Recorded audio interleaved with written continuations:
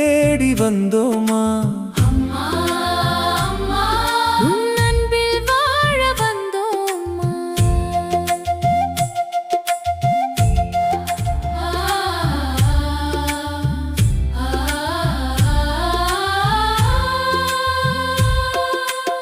ஆயிரம் பேர் அழுதாலும் அனைவரையும் கேட்கிறாய். தேடி வரும் பாவிகளை தாயாய் அணைத்துக் கொள்கிறாய். வேதனைக்கும் இரவுகளுக்கும்